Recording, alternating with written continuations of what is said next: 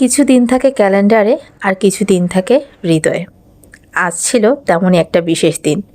আজ হলো আমার ছেলের জন্মদিন।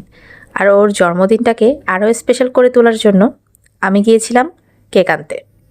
ও কিন্তু জানে না যে ওর জন্য আমি এখন কেক আনবো। ওকে একটু সারপ্রাইজ করার জন্য ওকে না বলেই বের হয়ে গেলাম। তো আমি আর আমার ভাগিনা গিয়েছিলাম কেক আনতে। আমরা যেতে যেতেই ওখানে কেক সব সেল হয়ে গেছে। জাস্ট 2টা না 3টা কেক ছিল। ওখান থেকে আমরা চয়েস করে একটা কেক নিয়ে নিলাম। যেহেতু কেক আগে থেকে অর্ডার করা ছিল না, তাই ওখানে নাম লিখে নিচ্ছিলাম। তো কিছুক্ষণ অপেক্ষা করছিলাম নামটা লিখে দেওয়ার জন্য। আর এই যে নাম লেখা হয়ে যাওয়ার পর আমরা কেকটা নিয়ে এখন বের হয়ে যাব। তো এই যে দেখতেই পাচ্ছেন আমার ছেলের নামটা লিখে নিয়েছি। আর এই হচ্ছে ফাইনালি কেক। কেমন হয়েছে অবশ্যই জানাবেন। এরপর আমরা বের হয়ে গেলাম।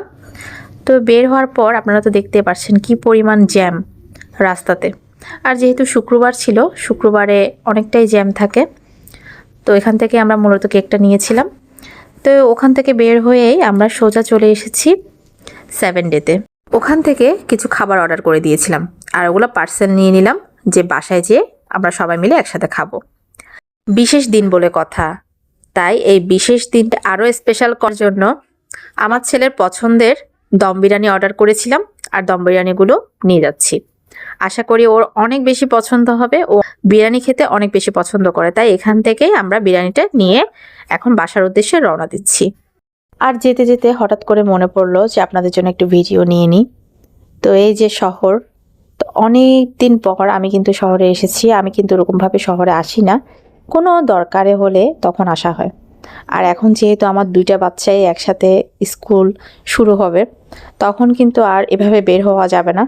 তো এই যে রাতের শহর আপনাদের সাথে একটু শেয়ার করলাম। আর এদিকে এত পরিমাণ জ্যাম বেজেছে কি বলবো। আর অনেক দিন পরে কিন্তু রিক্সায় চড়ছি। আমার শ্বশুরবাড়ির ওখানে যেহেতু রিক্সা ওরকম চলে না, তো অনেক মিস করতাম।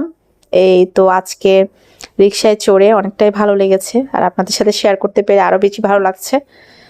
তো হ্যাঁ, রিক্সা ভ্রমণ অনেকেই পছন্দ করেন, অনেকে আবার পছন্দ করেন না।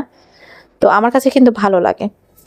তো এই যে দেখতেই পাচ্ছেন সবাই কত সুন্দরভাবে শহরের এই যে রাস্তায় চলাচল করছে, যার যার গন্তব্যস্থানে যাচ্ছে।